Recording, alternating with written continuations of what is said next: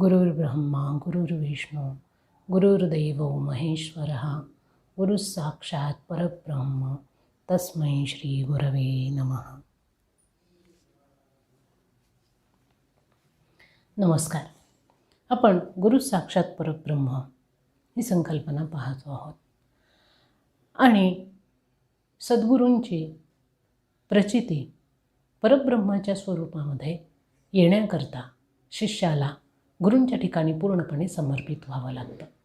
जोपर्यंत समर्पणाची भावना त्याच्या मनामध्ये पक्की होत नाही आणि त्याच्या क्रियेमध्ये सातत्याने ती व्यक्त होत नाही, तोपर्यंत एक प्रकारचा अहंभाव त्याला मनामधून अडवत असतो आणि हा अहंभाव समर्पणाच्या क्रियेमध्ये बाधा आणत असतो. तो शिष्य साधक शेवटी एक माणूस असतो आणि प्रत्येक माणसाच्या मनामध्ये हा अहंभाव अगदी पहिल्यापासून विकसित झालेला असतो. जीवनाची अनेक वर्ष लौकिक व्यवहार करत असताना हा अहंभाव त्याला सहाय्यभूत ठरलेला असतो आणि त्यामुळे त्या अहंभावाला एकदम सोडणं, बाजूला करणं कुणालाही शक्य होत नाही. ही क्रिया हळूहळू करावी लागते आणि म्हणून आपण काल पाहत होतो की हा अहंकारच त्या शिष्याला गुरूंपासून लांब ठेवतो. तो स्वत्वाचं समर्पण लवकर करू देत नाही. हा जो अहंभाव आहे तो जर आपला नाहीसा झाला तर आपल्याला कुठेही किंमत उरणार नाही असं माणसाला वाटत असतं. खरं तर हा अहंभाव आपल्या सर्व प्रकारच्या विकासामध्ये येणारा सगळ्यात मोठा अडथळा असतो. अगदी सामान्यपणे आपण जीवन जगत असतानाही, व्यवहार करत असतानाही जर आपण अहंभाव ठेवला तर आपल्याला फारसं ज्ञान मिळत नाही. आपल्याला ज्या लोकांशी आपलं नातेसंबंध दृढ करायचे आहेत ते सुद्धा अहंभावाने तुटतात, दूर होतात. म्हणजे हा अहंभाव खऱ्या अर्थाने आपल्या विकासामध्ये बाधा आणणारा आहे. ज्याचा अहंभाव दूर झाला किंवा जो आपल्या अहंभावाला दूर करण्यामध्ये यशस्वी होतो त्याचं व्यावहारिक जीवन देखील संपन्न होतं. ज्यावेळेला माणसाचा अहंभाव नाहीसा होतो त्यावेळेला स्वाभाविकपणे त्याच्यामध्ये नम्रता येते, विनयशीलता येते आणि हा विनय सगळ्यात मोठा गुण मानला जातो. तो व्यवहारातही तेवढाच महत्त्वाचा आहे आणि व्यवहाराप्रमाणे, व्यावहारिक जीवनाप्रमाणे आध्यात्मिक जीवनातही तेवढाच महत्त्वाचा आहे. विद्या विनयेन शोभते असं आपल्याकडे म्हटलं जातं की विद्या, ज्ञान हे त्या ठिकाणी शोभतं ज्या ठिकाणी विनय हा गुण आहे आणि विनय ज्या ठिकाणी असतो त्याच ठिकाणी माणसाला सर्व प्रकारचं ज्ञान मिळतं, समाजाकडून सहकार्य मिळतं. तो जे जे काही काम करेल त्या प्रत्येक कार्याला समाजातून संमती मिळते. आणि जर विनय नसेल, अहंभाव असेल तर मात्र तो माणूस एकाकी पडल्याशिवाय राहत नाही. एवढंच नाही तर त्या अहंकारामुळे खूप मोठ्या प्रमाणात त्याच्या व्यक्तिमत्वाचं देखील नुकसान होत असतं. पण ही गोष्ट माणूस लवकर मान्य करत नाही, कारण तो अहंभाव आपल्यापासून दूर कसा करायचा हे त्याला कळत नाही आणि त्या अहंभावाने प्रेरित होऊन त्याचं जे एक त्यांनी विश्व तयार केलेलं असतं त्या विश्वामध्येच तो रमतो. त्याच्यातून मात्र बाहेर पडण्याची त्याची इच्छा नसते आणि हा अहंभाव आध्यात्मिक क्षेत्रामध्ये माणसाला पुढची प्रगती करू देत नाही. म्हणून सगळ्यात आधी गुरूंच्या ठिकाणी शिष्याने या अहंभावाचं समर्पण करायला शिकलं पाहिजे. मग ज्या वेळेला तो हा अहंकार दूर करण्याचा प्रयत्न करतो त्यावेळेला त्याच्या मनामध्ये अंतर्गत संघर्ष सुरू होतो. हा संघर्ष कशाचा असतो तर तो अहंभाव आणि विनयशीलतेचा गुण जास्तीत जास्त प्रकाशित करण्याचा तो प्रयत्न करतो आणि अहंभाव दूर करण्याचा प्रयत्न करतो. त्याच्यामध्ये तो अहंभाव कायम वरचढ ठरतो. याकरता शिष्याला आणखीन एक गोष्ट करता येते, ती म्हणजे आपली जी प्रत्येक कृती, क्रिया आपण करतो त्याच्या मागे जो अहंभाव असतो त्या अहंभावाच्या ठिकाणी त्याला दुसरी भावना जर ठेवता आली तर तो अहंभाव दूर करू शकतो. मग दुसरी भावना कुठली? तर माझ्या हातून घडणारं प्रत्येक कार्य मी करत नाही, तर माझ्या अंतर्यामी स्थित असणारं जे चैतन्य आहे त्याच्या प्रेरणेने ती होते. माझ्यामध्ये एवढं कुठे सामर्थ्य आहे की मी सर्व प्रकारचं कार्य करू शकेल. माझ्या अंतर्यामी सामर्थ्याचा जो स्रोत उपस्थित आहे त्याच्यामुळे माझं शरीर विविध प्रकारचं कार्य करू शकतं. त्यामुळे हा भाव जसा जसा तो दृढ करत जाईल की मी ही गोष्ट करत नाही, माझ्यामध्ये असणारं चैतन्य, माझ्यामध्ये असणारी शक्ती, मला गुरूंकडनं मिळणारी प्रेरणा, याच्यातून या सगळ्या गोष्टी घडत आहेत, त्यावेळेला मात्र तो अहंकाराचा भाव हळूहळू कमी होत जाईल. आता याचं उदाहरण आपल्याला द्यायचं झालं तर गोंदवलेकर महाराजांचा देता येईल, समर्थ रामदास स्वामींचं देता येईल.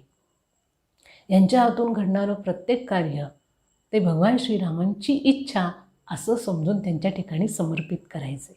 म्हणजे कुठल्याही कामाचं कर्तृत्व भाव स्वतःकडे घेत नव्हते.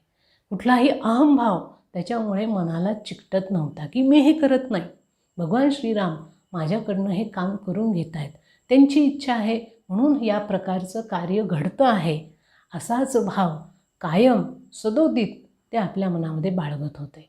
आणि म्हणून आपण पाहतो की समर्थ रामदास स्वामी असू द्यात किंवा श्री गोंदवलेकर महाराज असू द्यात, महान असे संत होऊन गेले.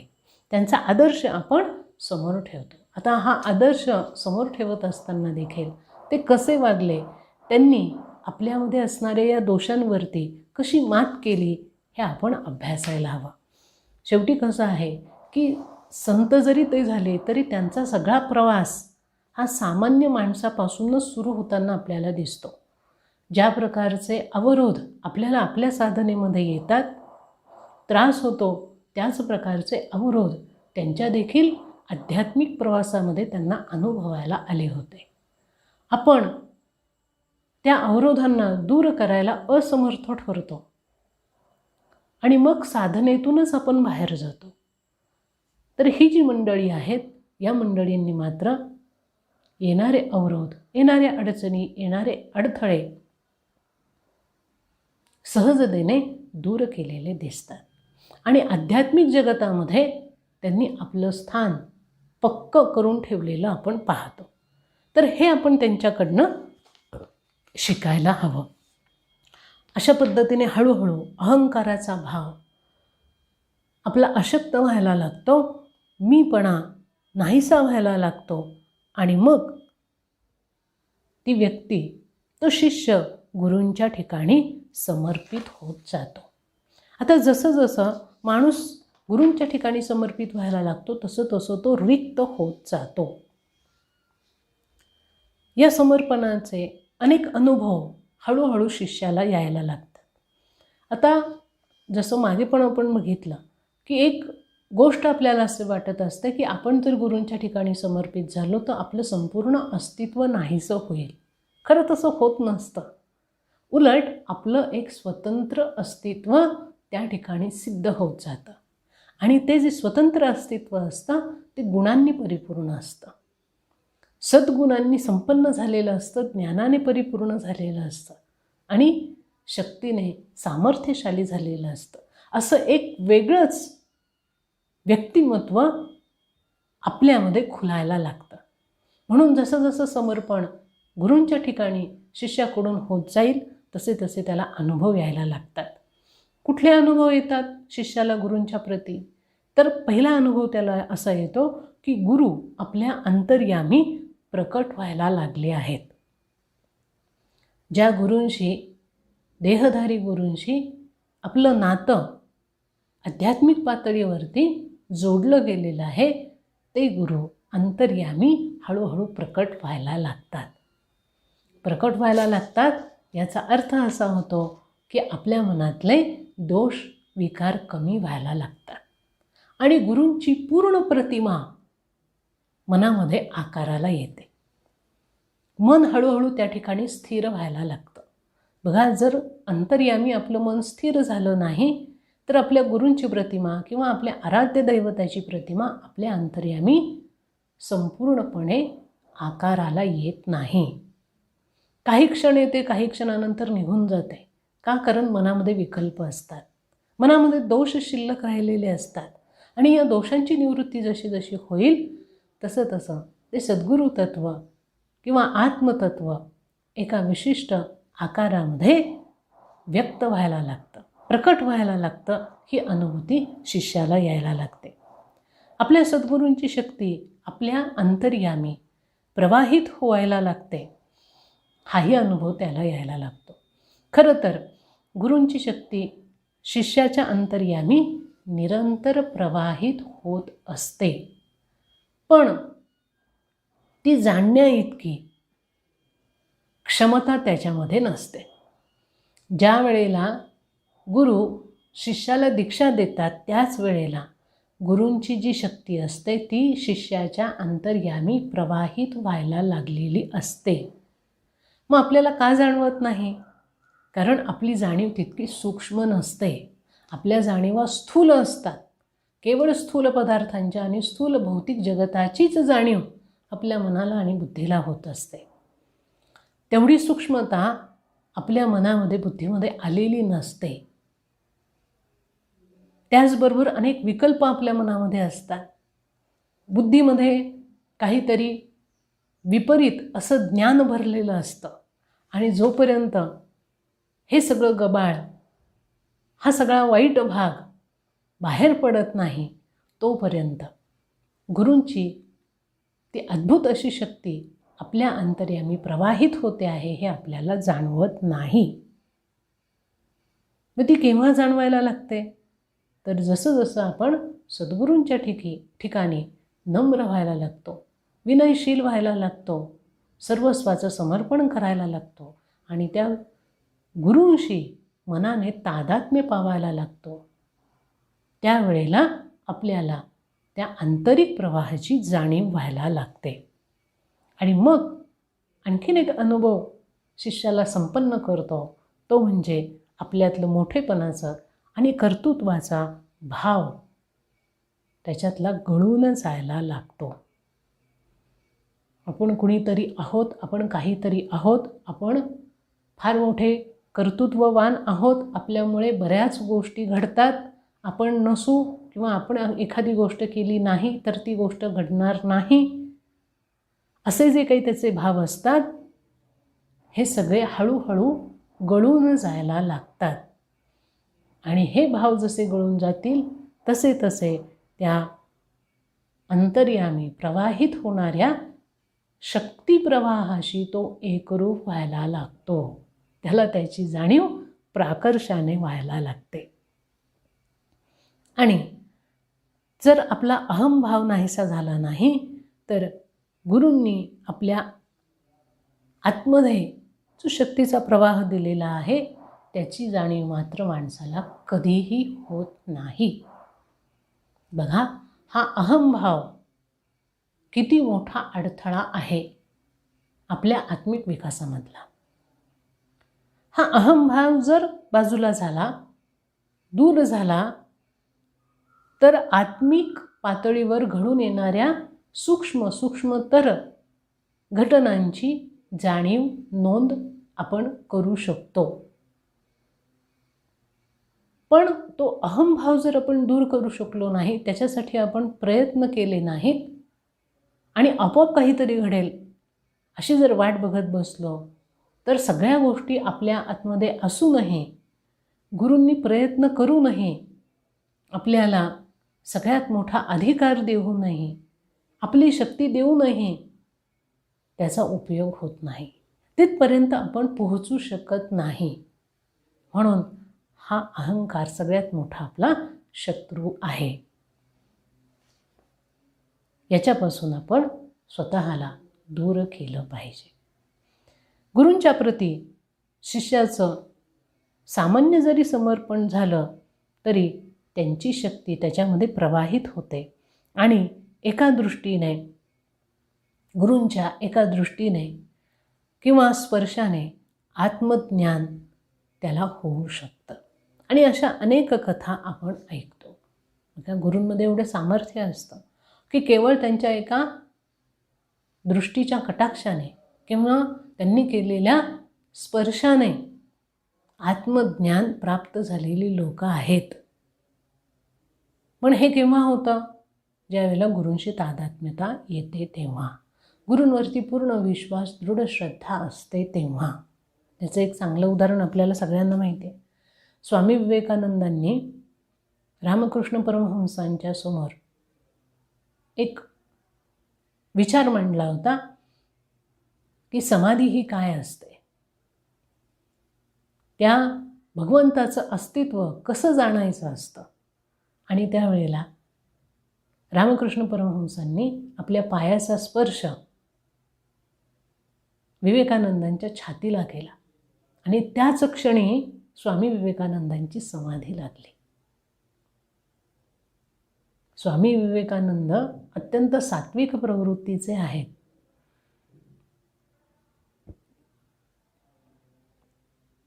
रामकृष्ण परमहंसांविषयी त्यांच्या मनामध्ये आदर आहे, श्रद्धा आहे.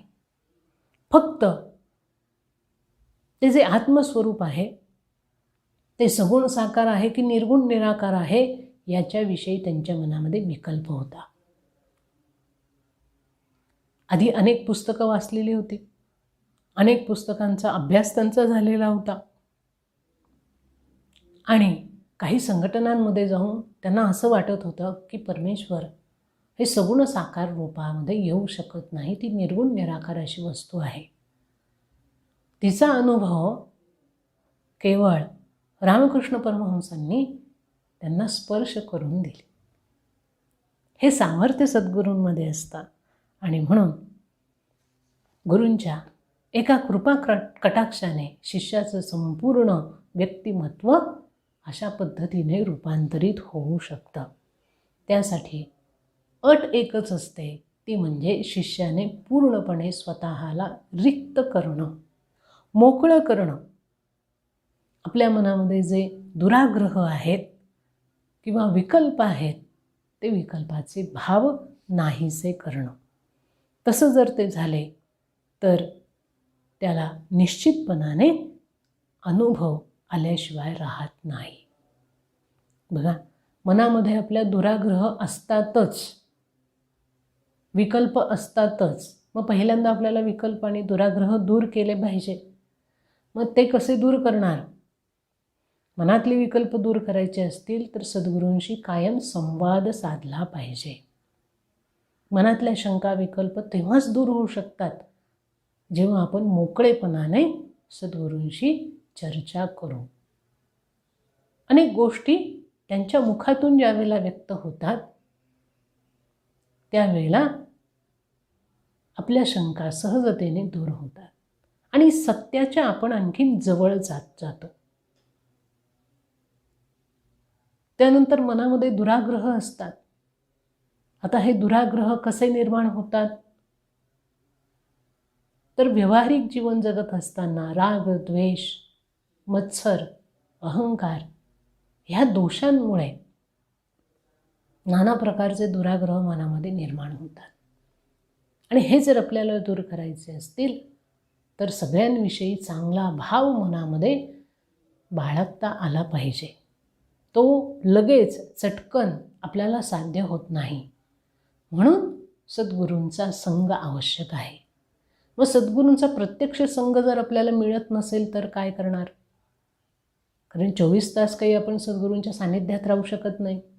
सद्गुरू आपल्यापासून लांबही राहू शकतात. मग सद्गुरूंचा संग मिळणार कसा?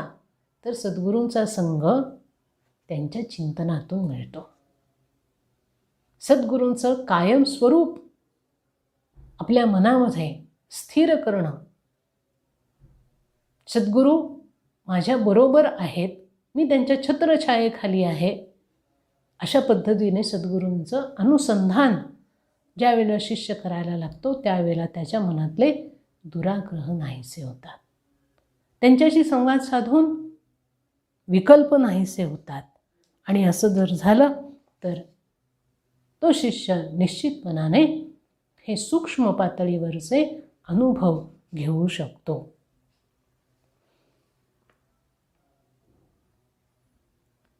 हे जे गुरु असतात हे सातत्याने काय करतात, तर जो शिष्य असतो त्या शिष्याच्या मनामध्ये,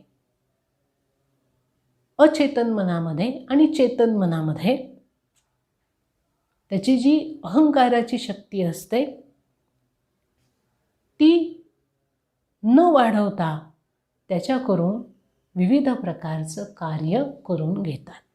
बघा, खूप महत्त्वाची गोष्ट आहे की गुरु शिष्याच्या चेतन आणि अचेतन मनामध्ये जी अहंकाराची शक्ती आहे तिला न वाढवता कार्य करण्याचं प्रशिक्षण त्याला देतात. सामान्यपणे आपण कुठलंही काम केलं की आपला अहंकार वाढतो की हे मी केलं, हे माझ्यामुळे झालं. पण गुरु काय करतात, तर त्या शिष्याचं जे मन आहे त्या मनामध्ये, आता मनसुद्धा दोन पातळीवर त्याचा आपण विचार करतो की एक चेतन मन आहे आणि दुसरं अचेतन मन आहे. ह्या चेतन मनामध्ये जे काही आपण क्रियाकर्म करतो त्याविषयीची जाणीव स्पष्ट असते आणि जे अचेतन मन आहे त्याच्यामध्ये ह्या जाणीवा सुप्त स्वरूपामध्ये असतात, पण त्या असतात, बीज रूपामध्ये असतात. तर चेतन आणि अचेतन मनामध्ये जो अहंकार आपल्यामध्ये भरलेला असतो तो न वाढवता कार्य करण्याचं प्रशिक्षण सद्गुरू शिष्याला देतात. ते अशा प्रकारची परिस्थिती निर्माण करतात की ज्याच्यातून शिष्याला कळायला लागतं की हा अहंकार त्याच्या मनावरती कशा पद्धतीने राज्य गाजवतो आणि त्यातून त्याने स्वतःला कसं दूर करावं. असे अनेक घटना प्रसंग शिष्यांच्या संदर्भात घडतात. एक उदाहरण म्हणून सांगते, बहुतेक सगळ्यांनाही माहिती आहे. समर्थ रामदास स्वामी आणि शिवाजी महाराज हे दोघं गडावर चाललेले असताना शिवाजी महाराजांच्या मनामध्ये अहंकार निर्माण झाला की मी राजा आहे, मी सगळ्यांचं पालन करतो, पोषण करतो. महाराष्ट्रामध्ये छत्रपती शिवाजी महाराजांनी स्वराज्याची स्थापना केली. त्याआधीचा जो त्यांचा कालावधी होता त्याच्यामध्ये त्यांनी समाज एकत्रित केला. स्वधर्माविषयी, स्वराज्याविषयी त्यांनी चांगले उदात्त भाव लोकांच्या मनामध्ये जागृत केले, संघटन निर्माण केलं आणि थोडासा एक अहंकार त्यांच्या मनामध्ये निर्माण झाला की मी सगळ्यांचं पालन पोषण करतो, मी पालन करता आहे. हा त्यांच्या मनातला भाव ज्या वेळेला समर्थ रामदास स्वामींना जाणवला त्यावेळेला त्या गडावरनं ते चालले होते आणि एक मोठा दगड तिथे पडलेला होता. तिथं काही कामही चालू होतं, काही लोक दगडं फोडत होते. समर्थ रामदास स्वामी एका मोठ्या शिळेजवळ गेले, दगडाजवळ गेले आणि तिथे जवळच काम करणाऱ्या एका कामगाराला सांगितलं की हा दगड फोडा. शिवाजी महाराज त्यांच्याबरोबर होते. तो दगड त्यांनी फोडायला लावला आणि एवढ्या मोठ्या त्या दगडाच्या आत, त्या शिळेच्या आतमध्ये एक छोटीशी बेटकुळी बसलेली त्यांनी बघितली आणि ती शिवाजी महाराजांना त्यांनी दाखवली आणि तिचं देखील पालनपोषण तूच करतोस का असं त्यांना विचारलं. त्यावेळेला शिवाजी महाराजांना आपली चूक कळून आली. एवढ्या मोठ्या शिळेमध्ये एक बेटकुळी जिवंत राहते, ती काय आपली सत्ता आहे का? ती आपल्यामुळे जिवंत राहते का? हा प्रश्न लगेच शिवाजी महाराजांच्या मनामध्ये उपस्थित झाला आणि आपण विनाकारण सगळ्याचा कर्तृत्व भाव घेतो आहोत याची जाणीव त्यांना झाली आणि त्यांनी समर्थांची माफी मागितली. त्यावेळेला शिवाजी महाराजांच्या हे लक्षात आलं की करता करविता आपण नव्हे, करता करविता प्रत्यक्ष परमेश्वर आहे. त्याची इच्छा असेल तर कुठलाही जीव कुठेही कसाही जिवंत राहू शकतो, कसंही जगू शकतो. त्याच्यामध्ये माणसाचं कर्तृत्व नाही. माणूस हा त्या परमेश्वराने निर्माण केलेल्या निसर्गाचा केवळ एक घटक आहे. तो या संपूर्ण निसर्गाचा नियंता नाही. आणि आज हीच चूक आपली होते आहे. थोडंसं आपल्या हातून काही काम झालं की लगेच आपल्याला असं वाटायला लागतं की सगळं करता करविता मीच आहे, माझ्यामुळेच ह्या सगळ्या गोष्टी होतात, मी जर नसेल तर कुठलंच काम होणार नाही. हा जो भ्रम माणसाचा आहे तो त्या अहंकारामुळे निर्माण होतो आणि हाच अहंकार त्याच्या विकासाच्या मार्गामध्ये मोठा रोडा ठरतो. त्या अहंकाराला पार करून माणसाला जाता येत नाही आणि म्हणून आजही आपल्याकडे बुद्धिमान लोक कमी नाहीत, ज्ञानी लोक कमी नाही, विद्वान लोक कमी नाही, पण तरीही समाजाची जी दुरावस्था आहे त्याला सगळ्यात मोठं कारण हा अहंकार आहे. या अहंकाराने इतकी माणसाची बुद्धी भ्रमिष्ट झाली आहे की तो स्वतः काय करतो आहे आणि त्याचे काय परिणाम भविष्यात आपल्यालाही भोगावे लागणार आहेत आणि आपल्याबरोबर आपल्या समाजाला भोगावे लागणार आहेत हे त्याला कळत नाही. याच्याकरता त्यावेळेला सद्गुरूंची आवश्यकता असते. सद्गुरू शिष्याला जेव्हा आपल्या छत्रछायेखाली घेतात त्यावेळेला त्याच्याकडनं अफाट असं कर्तृत्व गाजवून घेतात, कार्य करून घेतात, संपूर्ण मानव जीवनाच्या कल्याणाचं कार्य करून घेतात, परंतु त्या व्यक्तीमधला अहंकार मात्र वाढू देत नाहीत. ही कला केवळ आणि केवळ सद्गुरू आपल्या शिष्यांना शिकवतात. ज्ञानेश्वर महाराजांनी श्रीमद भगवद्गीतेवरती एवढी मोठी टीका लिहिली ज्ञानेश्वरी, पण कुठेही त्यांनी स्वतःकडे त्याचा कर्तृत्व भाव घेतला नाही. माझे सद्गुरू संत श्री निवृत्तीनाथ महाराज माझ्या वाणीला आणि माझ्या बुद्धीला प्रेरणा देऊन हे सगळं लिहून घेत आहेत असं पदोपदी ते म्हणतात.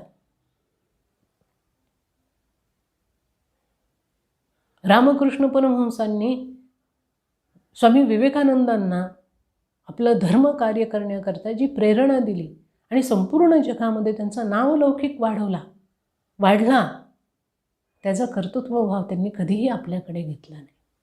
ते कायम आपल्या सद्गुरूंच्या चरणी त्यांनी तो समर्पित केला.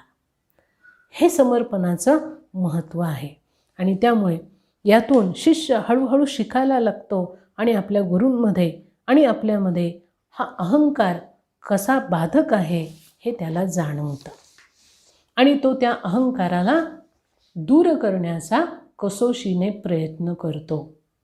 त्यावेळेला गुरूंप्रती समर्पण करताना त्याच्या मनात त्यांच्याविषयी विश्वास निर्माण होतो आणि प्रेम जागृत व्हायला लागतं. त्याला असा अनुभव यायला लागतो की त्याने या समर्पणातून अनेक अविश्वसनीय असं काहीतरी प्राप्त केलेलं आहे. जसं जसं तो समर्पण करतो तसं तसं एक वेगळं व्यक्तिमत्व त्याला अनुभवायला येतं की जे सर्व प्रकारच्या दोषांपासून मुक्त आहे आणि जे कार्य सद्गुरू त्याच्या हातून करून घेतात त्याच्यातून एक अविश्वसनीय अद्भुत अशी गोष्ट त्याला प्राप्त झाल्याचा आनंद मिळतो. ही अशी एक शक्ती आहे की जिची कल्पना त्याने स्वप्नातही कधी केलेली नसते, ती त्याच्या जवळ येते आणि त्यातूनच हळूहळू तो संपूर्ण समर्पणापर्यंत येतो. कुठल्याही शिष्याकडून एकदम समर्पण होत नाही. ही समर्पणाची क्रिया हळूहळू होते आणि शिष्य जोपर्यंत समर्पण करत नाही तोपर्यंत त्याचं आंतरिक अनुभूती या त्याला येत नाही. तो अहंभाव कायम त्याला नाडतो, त्रास देतो. त्याच्यामध्ये आणि गुरूंमध्ये कायम अंतर ठेवतो, त्याच्यामध्ये आणि ज्ञानामध्ये कायम अंतर ठेवतो. म्हणून शिष्याने ही गोष्ट नीट लक्षात घ्यावी, याचं चिंतन करावं आणि आपण काय वागतो आहोत, कसे वागतो आहोत, आपल्याला कुठल्या गोष्टी त्रास देत आहेत त्या कशा पद्धतीने दूर कराव्यात याचा कायम चिंतन करायला हवं. त्याशिवाय त्या शिष्याची आत्मिक प्रगती होत नाही. तर अशा पद्धतीने आपण आता समर्पणाचा भाव या ठिकाणी बघितलेला आहे. यानंतर पुढचा नवीन विषय याच संदर्भात आपण पाहणार आहोत. तोपर्यंत आपण थांबूया. श्री गुरुदेवाय नमः.